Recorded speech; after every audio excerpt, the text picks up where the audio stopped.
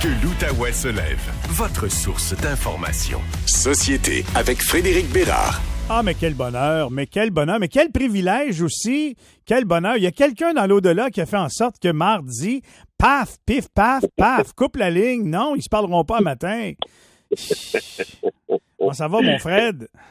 Moi aussi, ça m'est déjà arrivé de ne pas payer mes billes d'hydro. Hein. C'est un accident, j'ai déménagé. J'ai complètement oublié de faire mon transfert. Tu n'as pas de misère à t'en douter. Ouais. À un moment donné, c'est ça, j'étais en Zoom ou je sais pas quoi, puis hop, plus de Zoom. Zoom, fini. Okay. Puis là, je réalise que, écoute, il n'y a plus d'électricité. Bon, ben, c'est pas grave, il y a une coupure de courant quelque part. Je sors de mon bloc. Je réalise qu'il y a du courant partout, sauf dans mon condo. Oui. T'essaieras de communiquer avec Hydro quand t'as plus de courant. T'as pas de numéro de téléphone puis t'as plus rien. Ça avait vraiment l'air intelligent, mais qu'est-ce que tu veux? Ça arrive. Dans mon jeune temps, écoute, comme quoi, hein, c'est pas toujours facile. J'ai vécu la même chose, mais c'était pas pour les mêmes raisons. J'avais pas oublié, j'avais comme traîné un peu. Puis, à un moment donné, j'avais comme traîné, oublié, puis peut-être pas assez d'argent pour tout payer. Fait que je pensais pas qu'il était pour agir aussi vite. Et soudainement, j'étais en train de mettre les éléments de mon congélateur dans un cooler. Tu comprends? En plein été. Oui. Ça a pris 24 heures, c'était revenu, mais quand même, c'était pas drôle. J'ai compris qu'il fallait pas niaiser qu'eux autres quand c'est pas l'hiver. Écoute, je t'avoue que mon oncle Fredo, il est resté bête lui aussi. Je te confirme que moi, ma blonde puis notre bébé naissant aussi. Oh, oui, ça devait être le fun, ça, comme discussion. Bon, on va arrêter ça là. Je vais passer pour un mauvais payeur, puis c'est pas le cas. Bon. Hey, là, premièrement, avant que tu commences, puis je te le dis, il va falloir que tu finisses vraiment à I-22. Il faut que tu viennes à la maison prendre un verre de vin. Ben oui, ça, c'est évident. Non. Il y a plus qu'évident, parce que oui, on a bien hâte de se voir, mais mieux que ça. Ah oui, donc? Alexandra revient du Salvador. Oh! Et tu sais qu'elle avait beaucoup suivi tes commentaires, tes péripéties, tout ce que tu as pensé, dit, fait au Salvador. Et je pense qu'une bonne discussion s'impose entre vous. Ben écoute, avec un énorme plaisir, mon petit reportage va enfin sortir bientôt. Oui. Je vais lui envoyer en primeur. Dans des commentaires, elle veut me rentrer dedans, elle le fera en non, plaisir. mais c'est pas de rentrer dedans, c'est que elle, je pense qu'elle l'a vu de l'autre bord, tu comprends, de l'intérieur. Ah ben non, mais ça c'est sûr. Non, mais ça c'est sûr. Et les revenus transformés, les yeux pétillants comme je l'ai jamais vu. C'est officiel. Ah non, mais écoute, le Salvador est délivré, là. Des gangs criminels. Ça, c'est tout clair. à fait. Mais on rentre pas là-dedans, mais je fais juste te lancer l'invitation en public au cas où que on se le redise pas. Fait que c'est ça. Mais tu peux être sûr que je débarque avant longtemps. Puis sinon, ce que je voulais te dire ce matin, c'est que tu as peut-être raison, mon Snoro. Ça a été plus long que je pensais. Mais tu as raison. Oui. Il y a de l'espoir. Oui. En fin de semaine, pas si tu as suivi ça un peu, là, mais il y a eu, écoute bien ça, 1400 manifs simultanés juste aux États-Unis. Et le slogan, c'était « Hands off ». On va en dire à Trump, Elon et compagnie, « Touche pas, débarque ». On n'en veut pas de fascisme. Écoute bien ça, 1400 manifs. La journée aux États-Unis où il y a eu le plus de manifs dans l'histoire. Pense-y, les États-Unis, c'est un pays de manifs, là. Hein, les Martin Luther King, les libertés civiles, tout ce que tu veux. Ça a été la plus grande journée de manifs. On parle au moins de manifs dans chacun des 50 États. On parle de 4 ou 5 millions minimum de gens qui sont sortis pour dire à Donald et compagnie, va au diable. Comment c'est pas mal de monde? Ben, il y en a qui disent va au diable depuis longtemps. Il y en a d'autres, c'est pas juste va au diable, c'est là, t'es en train d'affecter ma vie quotidienne, là. Ben, voilà. C'est sûr qu'il y a toutes sortes de raisons pour sortir. J'embarque bien dans beaucoup de principes. Tu sais, il y a bien des gens qui embarquent dans beaucoup de principes de Donald Trump, mais là, à un moment donné, le deal, c'était pas que moi, j'ai de la misère à me nourrir là, à la fin du mois. Non. Puis tu vois, c'est ça qui est plate dans ces affaires-là, c'est que souvent, les gens pensent à eux et c'est à partir de là que ça brasse. Mais si on pensait un peu plus aux droits des autres, avant de ramener ça toujours à nous, ben peut-être qu'on n'aurait pas de Donald Trump. Fred, arrête de rêver, là. Arrête de vivre dans ton monde de licorne, là. Arrête. Regardez ça. Non, mais t'es pas réaliste, là. T'es plus réaliste, là. Des fois, toi, tu pars dans des affaires, là. T'es un idéaliste, là, puis tu t'oublies la réalité. T'es comme, tu flottes en avion, t'es au-dessus de la stratosphère. Écoute-moi bien, là. Écoute-moi bien. Je t'écoute.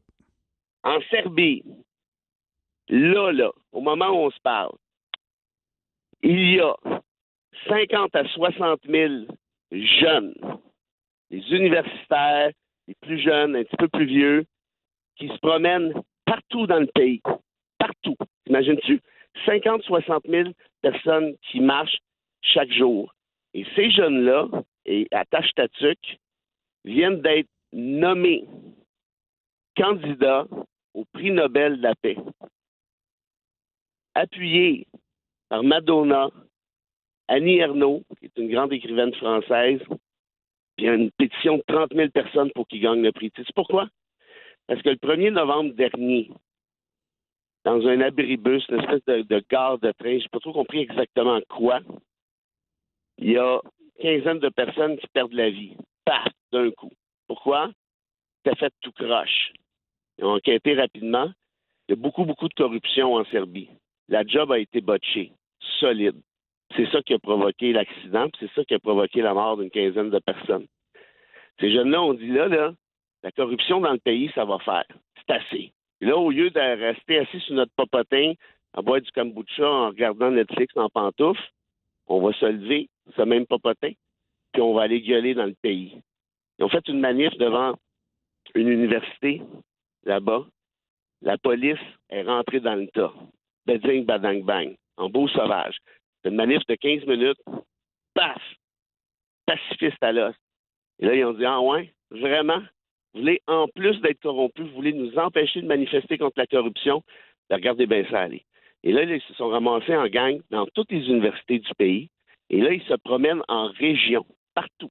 Et là, il y a des agriculteurs qui sortent de leur ferme pour marcher avec eux. Il y a du monde de tous les horizons possibles. Et là, le pays est en train de renaître sous les yeux de l'Europe qui dit OK, wow, on pensait que la corruption, finalement, c'était accepté, puis que les gens sont dit on n'en veut plus de ça. On ne va pas se faire rentrer dedans non plus. Et là, ils sont nommés pour le prix Nobel de la paix. Puis sais-tu quoi? Je pense qu'ils ont une pas pire chance de le gagner. C'est une belle histoire. C'est une très belle histoire, puis merci de nous la raconter. Je la connaissais pas. C'est touchant, clairement touchant. Sauf que ben des gens sont touchés ce matin, là, mais ils vont bien dormir à soir, puis ils feront pas rien demain matin de plus pour l'humanité dans son ensemble. Quand ça touche leur portefeuille, puis leur petite vie personnelle, puis leur petit eux-autres-mêmes, c'est là que ça passe plus. Et c'est pour ça que je dis, je comprends tout ça, puis bravo Fred, je sais que tu es un humaniste, mais dans le cas de Donald Trump, là, ils ont encore voté pour lui la dernière fois massivement, les gens aux États-Unis, je comprenais pas, tu t'en souviens.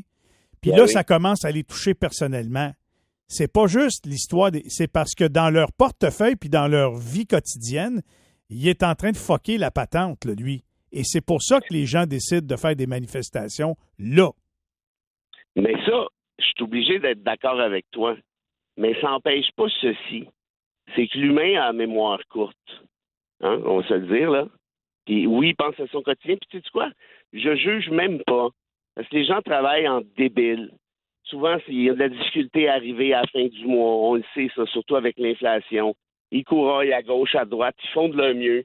Ils essaient d'avoir un peu de fun ici et là. Ils ont bien d'autres choses à faire que s'occuper de politique.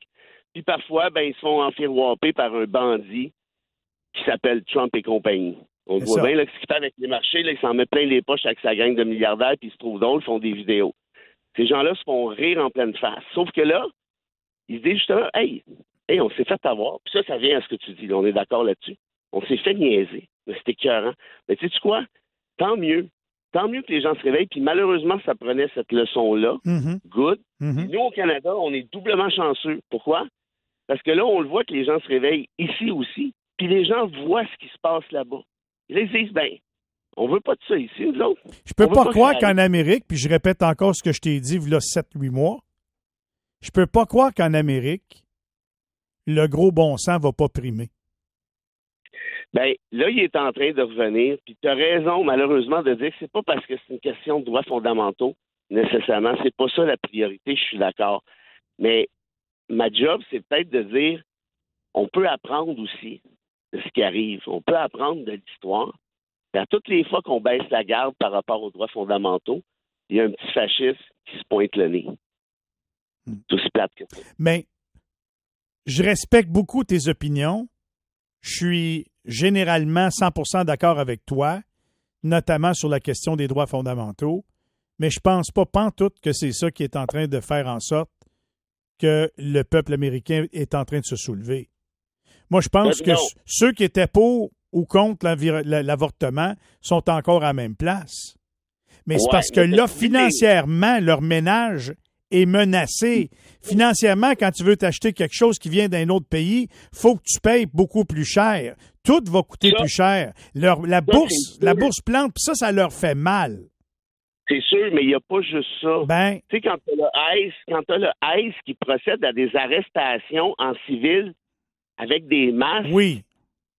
Bon, toi, là, si t'étais une femme aux États-Unis, t'aurais-tu du fun au moment où on se parle? Sachant que tu peux te faire embarquer par 3 gars déguisés. Mais ça, on l'avait dit dans la campagne électorale, ça n'a pas passé. Là, je pense que c'est en train de passer. Oui, parce que les gens voient qu'est-ce que ça donne, cette petite Gestapo-là. Et juste te dire, le boss du ICE, avant-hier encore, a dit là, on s'inspire d'Amazon. Les journalistes ont dit quoi? Oui, on veut le modèle d'Amazon pour déporter les gens. Fait qu'au lieu de déporter de livrer des petits colis avec des petits camions, on va déporter des petits humains. Intelcom va les porter ailleurs, c'est ça? Non, mais imagine-toi. Je veux dire, aux États-Unis, c'est pas toute une gang de pieds de céleri non plus, là. Ben non. Il y en a qui disent, non, cette affaire-là, là. Oui, le cash, évidemment que tu as raison. Ouais. Mais il n'y a pas de ça. Et retenons de ces leçons-là. On est chanceux à quelque part, on le voit ce qui arrive. Et là, Donald et compagnie nous parlent d'eugénisme. L'eugénisme, c'est quoi? Puis je finis ça vite. Ben, c'est de dire, les handicapés, personnes en situation de handicap, comme on devrait dire, ben, c'est compliqué, c'est cher. Et là, ils ont commencé à proposer des stérilisations de masse. Ça pointe-tu? De masse. Ouais. Terrible. C'est ça l'affaire. Fred, finis ça, ça presse. Vois-tu, Gustave Flaubert, j'ai pas le choix. Qui te disait, Michel? Oui. Les politiciens, c'est comme une prostituée. Ils changent d'avis et de position dès qu'on leur parle d'argent. Ouch. Oh. C'est ça qui arrive. Mais là, je vise Donald, t'as pas compris. J'ai des images, puis c'est pas Donald que j'ai dans la tête. C'est peut-être mieux de même. Je te laisse aller là-dessus. Bon week-end, mon Fred. Gros câlin, salut Alexandra, puis j'ai très hâte. Ça s'en vient. Bye-bye. Lâchez pas. Salut, bye. Dimitri Soudas s'en vient dans quelques instants. Bilan de mi-campagne au fédéral. Qu'est-ce qu'il en pense? Manquez pas ça.